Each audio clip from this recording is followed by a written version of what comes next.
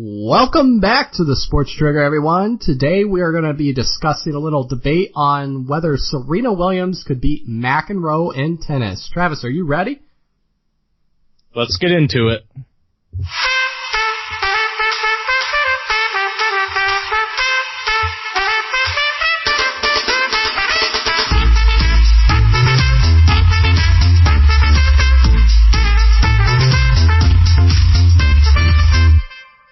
Welcome back to the Sports Trigger. Travis, Serena, McEnroe, who would you have in a match on the Fabled tennis court?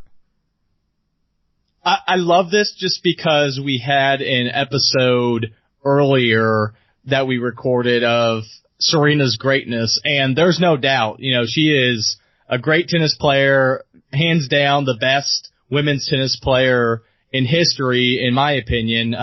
People may say Steffi Graf, but here I have to go McEnroe. I have to go Johnny Mac. And, he was such a great player, but what really pushed me on the other side of the fence to go with him is his attitude.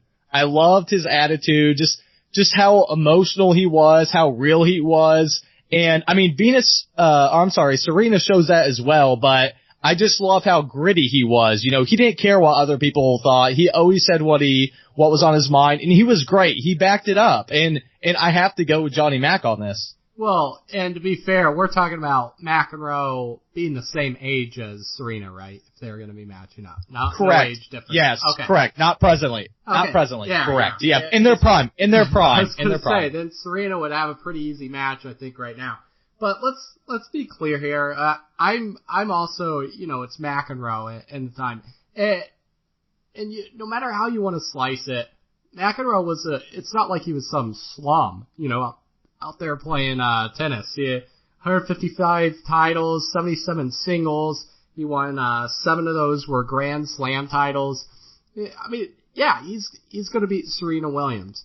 But let's also, the last time that everybody loves to get into these debates of battle of the sexes and everything like that.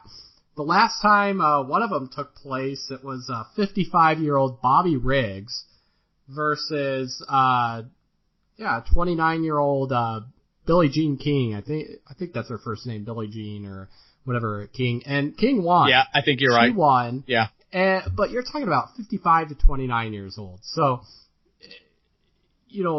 that's such a huge discrepancy. I mean, it's a good win, obviously, right? Like, no matter what, if you're a competitor, right, you don't care. Like, you go into, there's people in the NBA who jump into the league at 19, 20 years old now, and they can get beat down by, 35-year-olds. So you don't care when you're a true competitor. As soon as you step on the court, all that matters is a score. And so, while I think Serena's an amazing tennis player, and definitely probably one of, if not the best women's tennis player, as we had an episode earlier on it, just putting her greatness into characterization. I'd have to go with Johnny Mac on this. Now, do I think it could be competitive? Yeah, because you also have to take into account when Johnny Mac was playing, the weight training programs and some of the technology to help you with your game weren't around back then. And so that props Serena up more because she's in very, very good shape. She can, I would hate to be out there with her hitting ball. She'd probably hit it harder than me. She's in awesome shape. She probably has technology, great trainers with her too. So I'm not saying that this is going to be a walk in the park, but I do think, looking at it from my perspective and angle, I would go with McEnroe as the victor.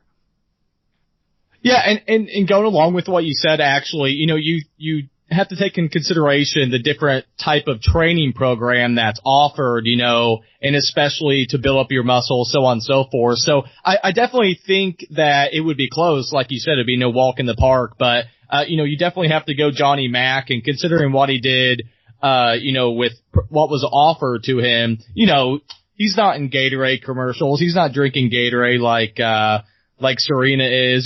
She has these muscle milk commercials, or used to at least, so, there's definitely a lot of different things that come into play when thinking about this, and you just have to go Johnny Mac. And it's tough because, Battle of the Sexes, people obviously be like, well, you're just saying that because it's a guy versus a girl, which that isn't the case at all, in this case. And a lot of people even say they'll compare the Grand Slams as well. As you stated, Johnny Mac, had 7, which is a very large amount, especially for men's tennis, and Serena's had 23, but you also have to consider, the type of, competition that's being out there, as well as, like you said, the training base that's offered as well. Well, and something I didn't look into, and, if you're really going to break something like this down, what would be interesting to look at is the serving speed from McEnroe's era of men, versus men now, and then what Serena is serving at as. Because I'm not sure how fast she serves it. I'm sure it's very, very fast. But I don't know, if it would even more out there, then that could have a huge factor.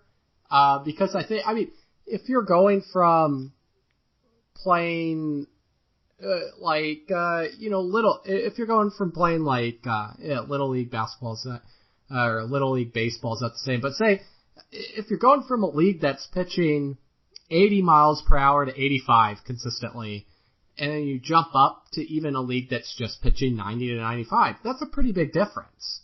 Even just that 5 to 10 miles per hour, that's a huge difference. So it would be interesting to see the serving speed, because if that's more even, then I'd be like, okay, well, we need to break this down completely different. But I haven't looked at that, so I guess the joke's on me there. I need to go look that up, and then we could probably have a better idea of how the game might play out.